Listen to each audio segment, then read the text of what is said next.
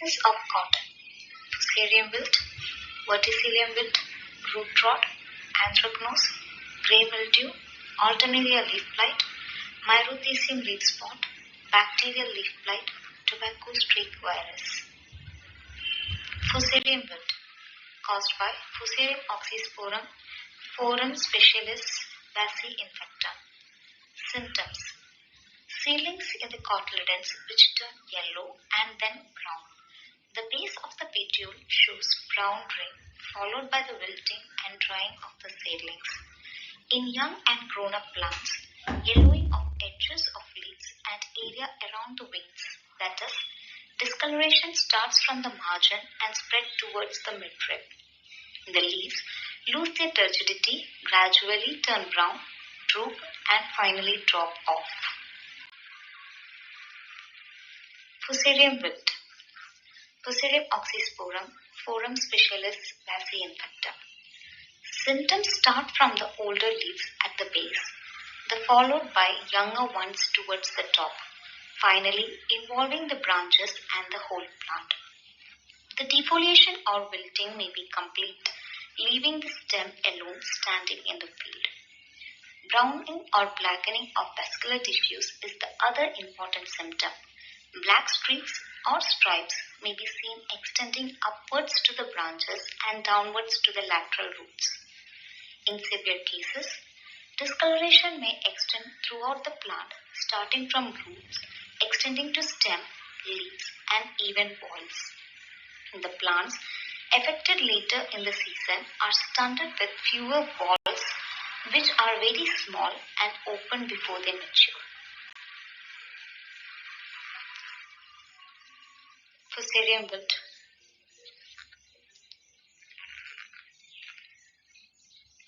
Pathogen. 3 types of spores. Macroconidia are 1 to 5 septate, hyaline, thin-walled falcate with tapering ends.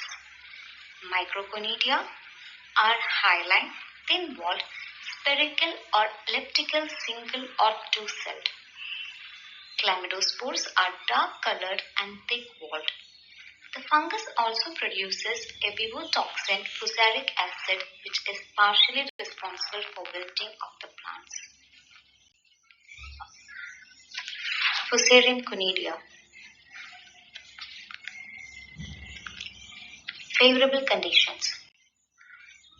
Soil temperature of 20 to 30 degrees Celsius. Hot and dry period followed by rain. Heavy black soil with an alkaline reaction. Increased doses of nitrogen and phosphatic fertilizers. Wounds caused by nematode and grubs of ash weevil.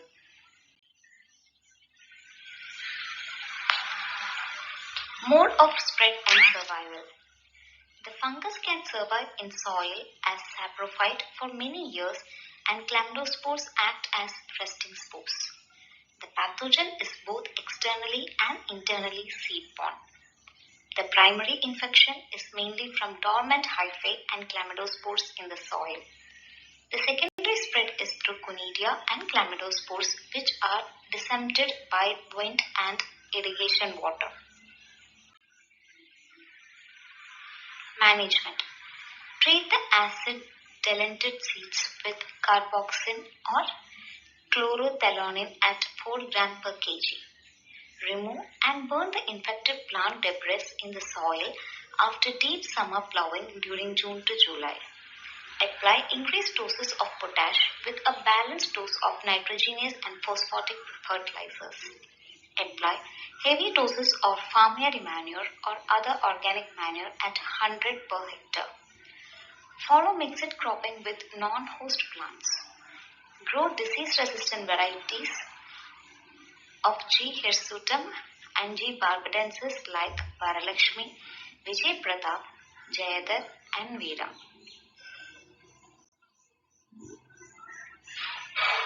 Verticillium wilt, Verticillium dahliae. Symptoms. The symptoms are seen when the crop is in squares and balls. Plants infected at earlier stage are severely stunted. The first symptom can be seen as bronzing of the veins. It is followed by intervenient chlorosis and yellowing of leaves. Finally, the leaves begin to dry, giving a scorched appearance. At this stage, the characteristic diagnostic feature is the drying of leaf margins and areas between the veins, which gives a tiger stripe or tiger claw appearance. Verticillium wilt. The affected leaves fall off, leaving the branches barren. Infected stem and roots, when split open, show a pinkish discoloration of the woody tissue, which may taper off into longitudinal streaks in the upper part and branches. The infected leaf also show brown spots at the end of the petioles. The affected plants may bear a few smaller balls with immature lint. Verticillium wilt. Healthy and infected stem. Pathogen. The fungus produces hyaline, septate, mycelium and two types of spores. The conidia are single-celled, hyaline, spherical to oval, borne singly on verticillate conidiospores. The microsclerotia are globose to oblong. Favorable conditions. Low temperature of 15 to 20 degrees Celsius, low-lying and ill-drained soils, heavy soils with alkaline reaction, and heavy dose of nitrogenous fertilizers. Verticillium. Mode of spread and survival. The fungus also infects the other hosts like brinjal, chili, tobacco, and bindi. The fungus can survive in the infected plant debris and in soil as microsclerotia up to 14 years. The seeds also carry the microsclerotia and conidia in the first. The primary spread is through the microsclerotia or conidia in the soil. The secondary spread is through the contact of diseased root to healthy ones and through dissemination of infected plant parts through irrigation water and other implements. Management. Treat the delended seeds with carboxin and carbendazim at 4 gram per kg. Remove and destroy the infected plant debris after deep ploughing in summer months, that is June to July. Apply heavy doses of farmyard manure or compost at 100 tons per hectare. Follow crop rotation by growing paddy or glycerin or chrysanthemum for 2 to 3 years. Spot drench with 0.05% of benomyl or carbendazim. Grow disease-resistant varieties like Sujata, Suvin and CVS 156 and tolerant varieties like MCU 5WT. Root rot. Rhizoctonia bataticola. Symptoms. The fungus causes 3 types of symptoms, that is seedling disease, sorsion and root rot. Seedling disease. Germinating seedlings and seedlings of 1 to 2 weeks old are attacked by the fungus at the hypocotyle and cause black lesions, griddling of stem and death of the seedling, causing large gapness in the field. Seedling disease. Sorsion.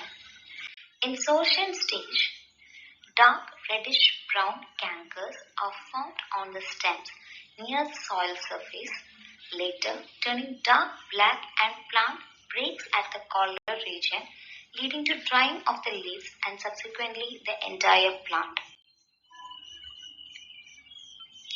Sorsion. Root rot. Typical root rot symptoms appears normally at the time of maturity of the plants. The most prominent symptom is sudden and completely wilting of plants in patches. Initially, all the leaves droop suddenly and die within a day or two. The affected plants, when pulled, reveal the rooting of entire root system except taproot and few laterals. The bank of the affected plant sheds an even extent above ground level. In badly affected plants, the woody portions may become black and brittle.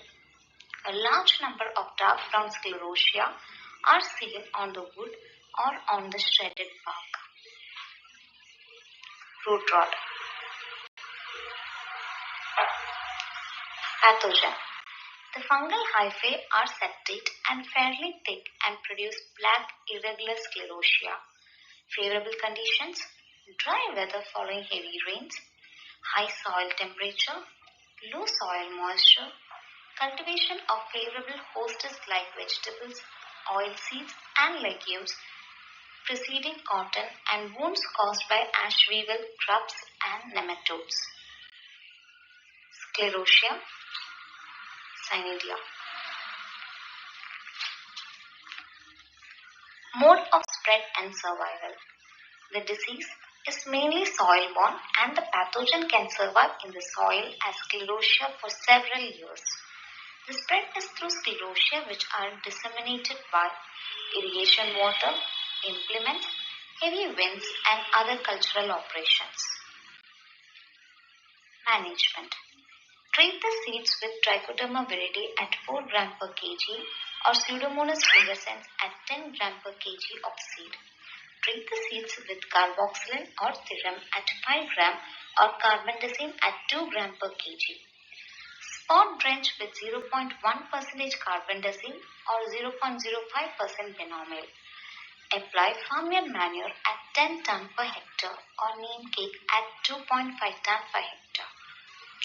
Adjust the sowing time, early sowing or late sowing, so that crop escapes the high soil temperature conditions. Adopt intercropping with sorghum or moth bean to lower the soil temperature. Commercial products of biocontrol agent.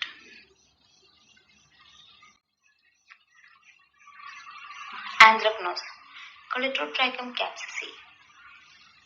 Symptoms. The fungus infects the seedlings and produces small reddish circular spots on the cotyledons and primary leaves. The lesions develop on the collar region. Stem may be griddled, causing seedlings to wilt and die. In mature plants, the fungus attacks the stem, leading to stem splitting and shredding of bark.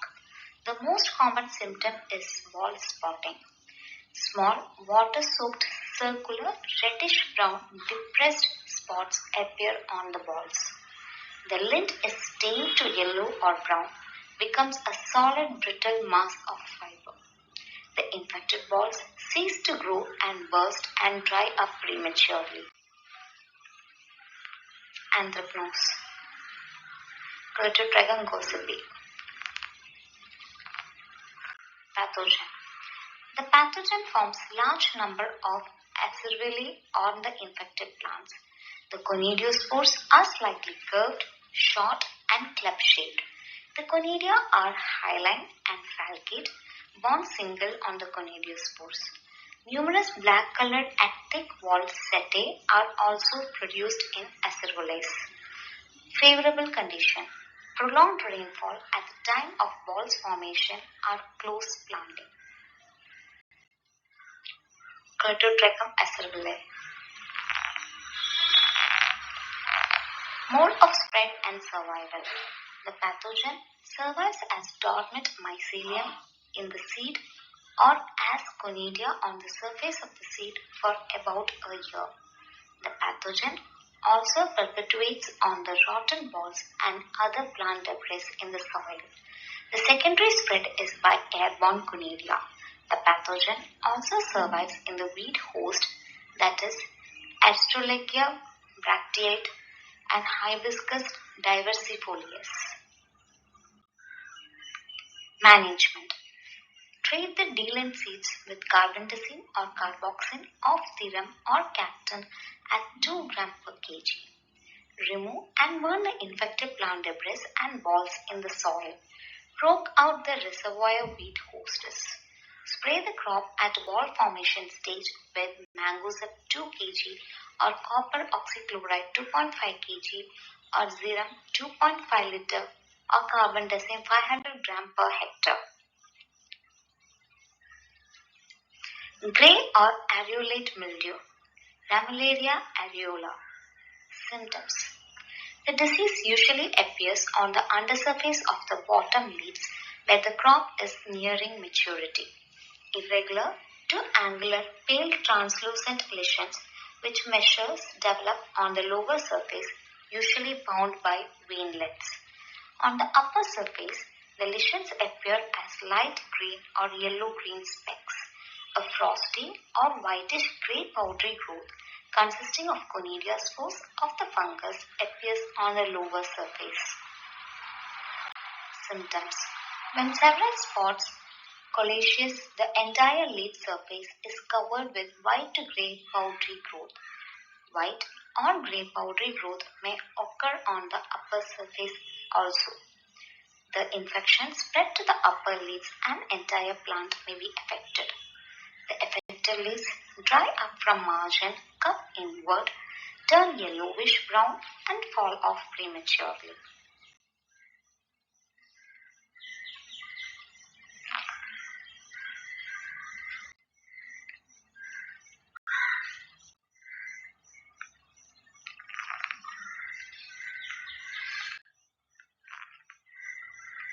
Pathogen.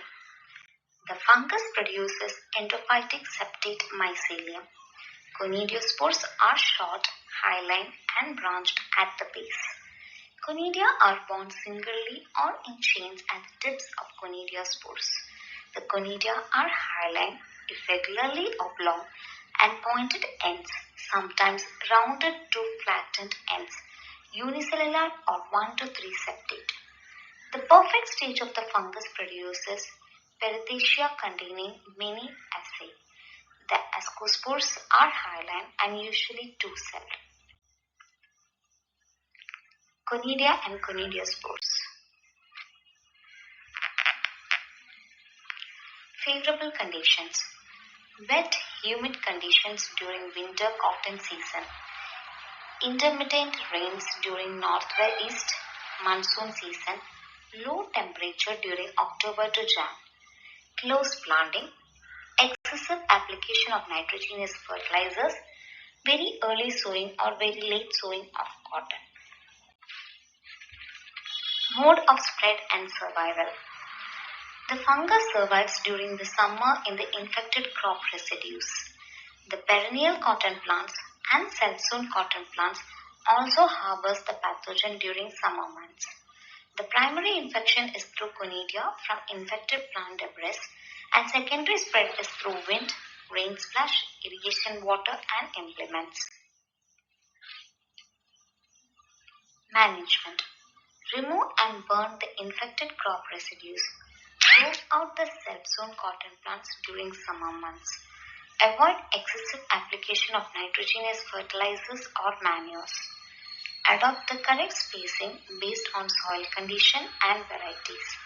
Spray the crop with carbendazim at 250 to 375 gram or wettable sulfur at 1.25 to 2 kg per hectare. Repeat after a week. Grow the resistant varieties like Sujata and Varalakshmi. Leaf blight, Alternaria macrospora. Symptoms. The disease incidence level is 10 to 20%. Yield loss. The disease may occur in all stages but more severe when plants are 45 to 60 days old. Small plate to brown, irregular or round spots may appear on the leaves. Each spot has a central lesion surrounded by concentric rings. Several spots coliaceous together to form blighted areas. The affected leaves become brittle and fall off. Sometimes stem lesions are also seen. Alternaria leaf blight. Ball infection. Alternaria. Alternaria macrospora. Conidia. Pathogen. The fungus produces dark brown, short, 1 to 8 septate, irregularly bent conidiospores with a single conidium at the apex. The conidia are obliterate light to dark brown in color with 3 to 9 transverse septae and 4 longitudinal septa with a prominent break. Favorable conditions: high humidity, intermittent rains and moderate temperatures at 25 to. The conidia are obligate, light to dark brown in color with 3 to 9 transverse septa and 4 longitudinal septa with a prominent break. Favorable conditions: high humidity, intermittent rains and moderate temperature of 25 to 28 degrees Celsius. Mode of spread and survival.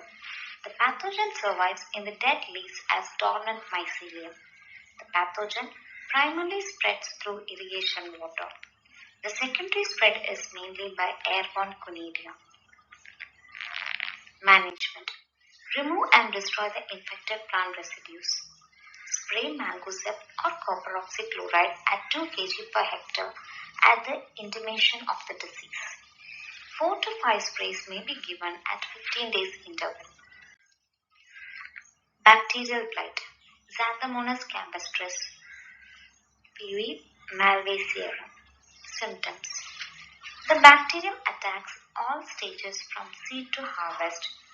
5 common phases of symptoms: seedling blight, angular leaf spot, vein necrosis or vein banding, black arm, square rot or ball rot. Bacterial blight. Xanthomonas campestris PV malvacearum. Seedling blight. Small water-soaked circular or irregular lesions develop on the cotyledons. Later, the infection spreads to the stem through petiole and cause withering and death of seedlings. Seedling blight. Bacterial blight. Xanthomonas campestris PV malvacearum. Angular leaf spot. Small, dark green, water-soaked areas develop on lower surface of leaves. Enlarge gradually and become angular when restricted by veins and veinlets, and spots are visible on both the surface of leaves. As the lesions becomes older, they turn to reddish brown color and infection spreads to veins and veinlets. Angular leaf spot. Bacterial blight. Vein blight or vein necrosis or black vein. The infection of vein causes blackening of the veins and veinlets, gives a typical blightening appearance. On the lower surface of the leaf, bacterial oozes are formed as crusts or scales. The affected leaves become crinkled and twisted inward and show withering. The infection also spreads from veins to petiole and causes blightening leading to defoliation. Vein blight or vein necrosis. Black arm. On the stem and fruiting branches, dark brown to black lesions are formed. Brittle the stem and branches to cause premature drooping of the leaves. Cracking of stem and gummosis, resulting in breaking of the stem and hang typically as dry black twig to give a characteristic black arm symptom. Black arm. Square rod or ball rod. On the balls, water-soaked lesions appear and turn into dark black and sunken irregular spots. The infection slowly spreads to entire ball and shredding occurs. The infection on mature balls lead to premature bursting. The bacterium spreads inside the ball and lint, gets stained yellow because of bacterial oozes and loses its appearance and market value. The pathogen also infects the seed and causes reduction in size and viability of the seeds. Square rot or ball rot. Pathogen.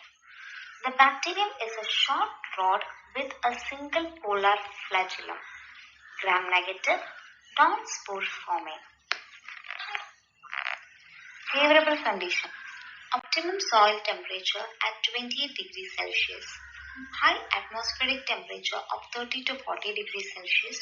Relative humidity of 85%. Early sowing. Delayed thinning. Poor tillage. Late irrigation. Potassium deficiency in soil. Rain followed by bright sunshine during the months of October and November are highly favorable. Mode of spread and survival. The bacterium survives on infected, dry plant debris in the soil for several years. The bacterium is also seed-borne and remains in the form of slimy mass on the first of seed coat. The bacterium also attacks other hosts like Tumbergina, Thesperiosis, Erioderum, Anthracnose, and Jectropa curcus. The primary infection starts mainly from the seed-borne bacterium. The secondary spread of the bacteria may be through wind-blown rain splash, irrigation water, insects, and other implements. Management. Deal in the cotton seeds with concentrated sulfuric acid at 100 ml per kg of seed. Remove and destroy the infected plant debris. Rope out the volunteer cotton plants and weed hosts. Management. Follow crop rotation with non-host crops. Early thinning and early earthing up with potash. Grow resistant varieties like Sujata, 1412 and CRH71. Spray with streptomycin sulfate plus tetracycline mixture 100 gram along with copper oxychloride at 2 kg per hectare or spray copper oxychloride alone at 2.5 kg per hectare. Tobacco streak virus. The symptoms are chlorotic lesions followed by necrosis of the leaves, more severe and appear as large necrotic areas, broken rings and lines and dots around the necrotic secondary veins. Drying of squares. Disease incidence level is 20%. Cotton tobacco streak virus. Management. Maintain the field free from Fusarium throughout the cropping period. Foliar spray fipronil 5-SC insecticide at the rate of 1.5 ml per liter to crop control thrips during the vegetative stage. 6 alternative spray of imidacloprid 17.8 SL and dimethoate 30 EC at 15 days interval from 30 days till ball formation stage. Leaf reddening. Leaf reddening in cotton is also known as red leaf disease. This disorder is an outcome of interaction of location, variety, environmental condition, and magnesium and nitrogen supply. In general, some of the hirsutum varieties and a few inter- and intraspecific tetrafluoride hybrids are sensitive and vulnerable to this malady. Leaf reddening. Appearance of red leaf symptom is primarily due to the accumulation of anthocyanin pigment. Leaf reddening may occur at any growth stage of the crop. However, it is quite often confused with the reddening of the leaves caused by sucking pest damage at early growth stages. At grand growth phase, any hindrance in the assimilate production, translocation, and distribution intensifies the leaf reddening effect. The factors affecting ideal sourcing relation promote leaf reddening and symptoms are prolific in nature under extreme stress situations. Symptoms. Leaf reddening is initially seen in the mature leaves and gradually spreads throughout the canopy. To begin with, leaf margins turn yellow and later red pigmentation is formed on the whole leaf area. In due course of time, the leaf becomes dry and subsequently prone to shedding. Symptoms. Causes. The reddening appears in the plants due to various reasons. Lowered nitrogen level in the leaves due to low ability in the soil, impaired uptake under water deficient and waterlogging conditions, diversion of nitrogen to the developing balls, synchronized ball development and high ball demand, desiccation caused by high wind velocity. Causes. Anthracnose pigmentation due to abrupt change or drop in night temperature, nitrogen deficiency, magnesium deficiency, chlorophyll degradation. Management. Adjustment of sowing time for enabling the crop to skip over the adverse environmental condition during ball development stage. 1 or 2 sprays of urea at appropriate times, application of magnesium sulfate, adequate drainage to avoid waterlogging of the fields. Leaf reddening incidents due to sucking pest may be overcome by spraying recommended insecticides. Management. Ball load management. In irrigation conditions, soil application of DAP may help in reducing the leaf reddening at 50 kg per hectare. Supply of adequate nutrients during flowering and ball development, particularly in hybrids. Timely intercultural and breeding operations and other agronomic practices. Avoidance of susceptibility cultivars. Adequate irrigation if available. Adoption of crop rotation and growing of intercrop to maintain the soil health and nutritional status.